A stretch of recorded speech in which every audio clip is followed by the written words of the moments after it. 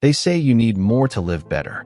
But take a drive through the abandoned mining towns of Montana, and you'll see the truth buried in dust. Grand houses left hollow, garages filled with rusted tools that once promised wealth. The riches were there, but the richness of life? That quietly vanished. In this video, we uncover what they never taught you about wealth, that living richly has almost nothing to do with what you own. Frugal minimalism isn't deprivation. It's precision. It's the art of refusing excess not because you can't afford more, but because you finally understand what's worth more. Stay with me, because what follows isn't a how-to guide on saving pennies. It's a blueprint for reclaiming your time, your values, and your clarity, one deliberate choice at a time. And in step 3, we'll dismantle the biggest myth that keeps most people poor, despite six-figure paychecks. Venture back a century to the quiet highlands of Appalachia, where families lived on less than $1 a day, yet held wealth not in things, but in rhythm. Days were built around function, not flourish. A single cast iron skillet served generations. Water was fetched, not purchased. And furniture was repaired until the grain splintered no more. To an outsider, it looked like hardship. But to those inside that world, it was harmony. That's the paradox of restraint. When practiced with intent, it reveals a form of wealth that money can never purchase. Peace with what you already have. In our current economy of overstimulation, frugal minimalism becomes a quiet rebellion. It's not just saving money. It's unhooking from the machinery of need that spins faster every year. It whispers, not now, not necessary. And that restraint, that deliberate pause, builds a margin not just in your bank account, but in your nervous system.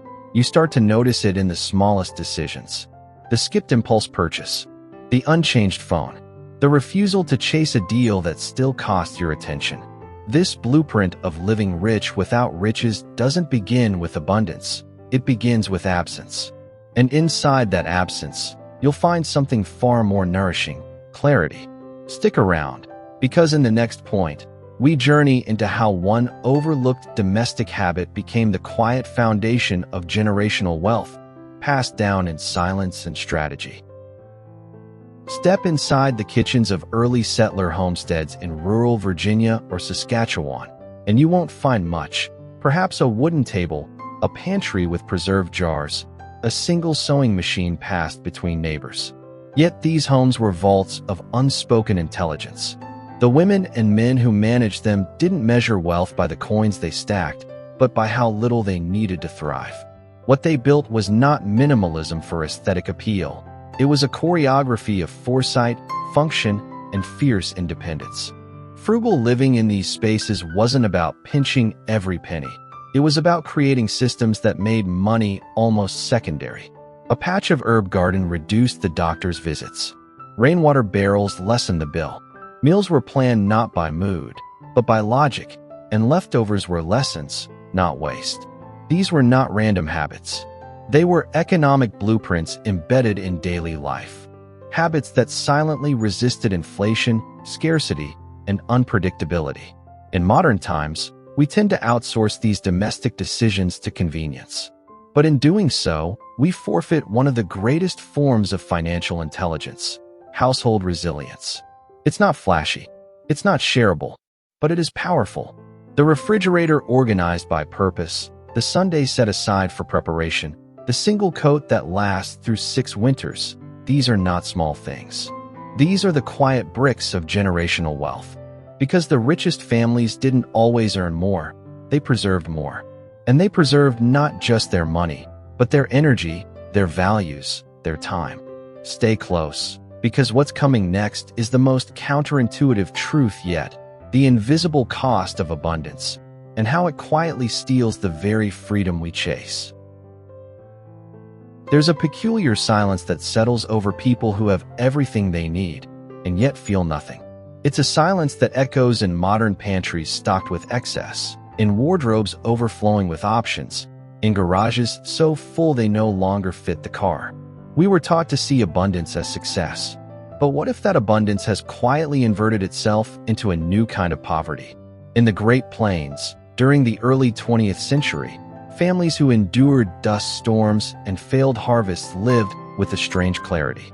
Choices were few, but the mind was sharp. There was a rhythm to scarcity that bred innovation. When there were only 2 shirts to choose from, the morning began without friction. When dinner was always the same 3 ingredients, gratitude wasn't a performance, it was automatic. But today, with overflowing access, we hesitate more. We consume more. We regret more. The poverty is no longer outside us. It's internal.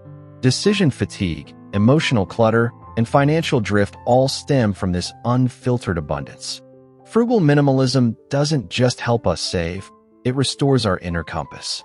It simplifies our inputs so our minds can sharpen again. The truth?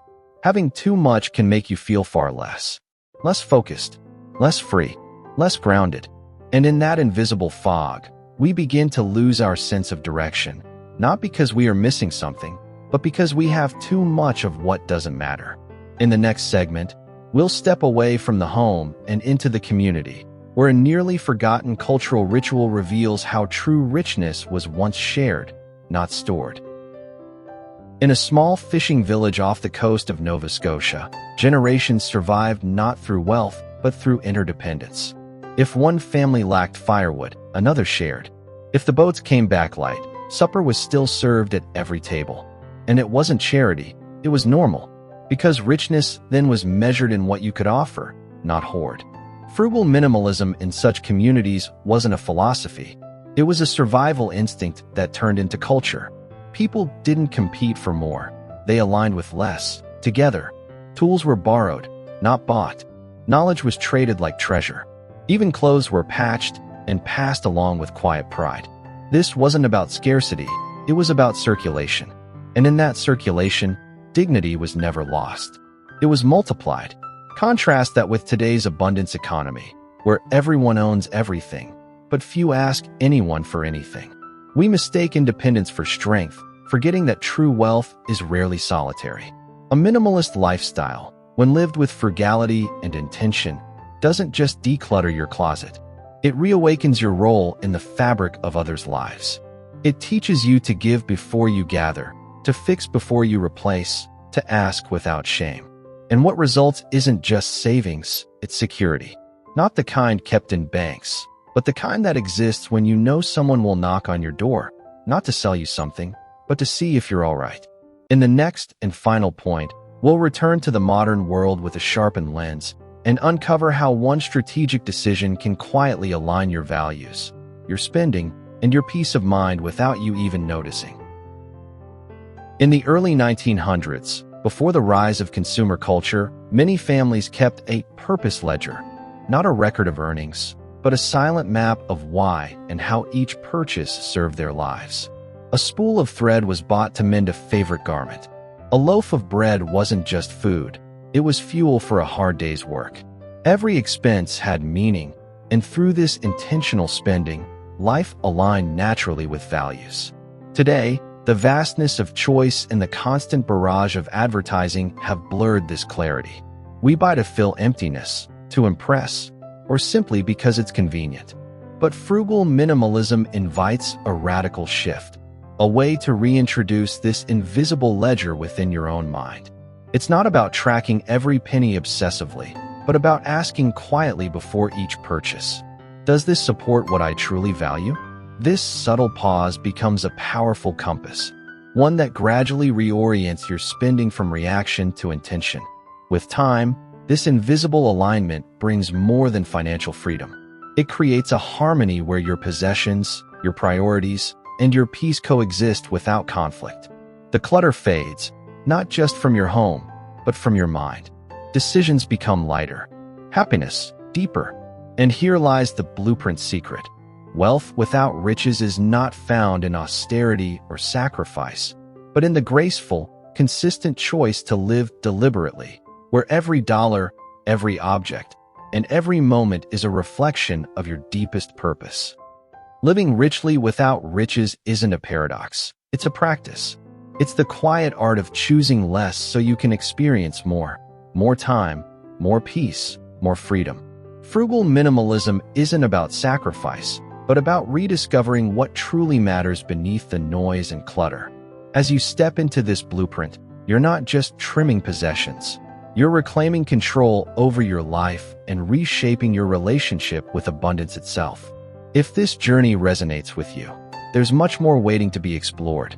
Dive into other parts of this channel where we unravel fresh ideas on living intentionally, like the subtle worlds of Microtopia and Hollow Era, places where simplicity meets innovation and ancient wisdom guides modern living. Explore these playlists to deepen your understanding and find new ways to bring balance, purpose, and clarity into your daily rhythm. Thank you for watching. Your next step toward a richer life without riches begins here.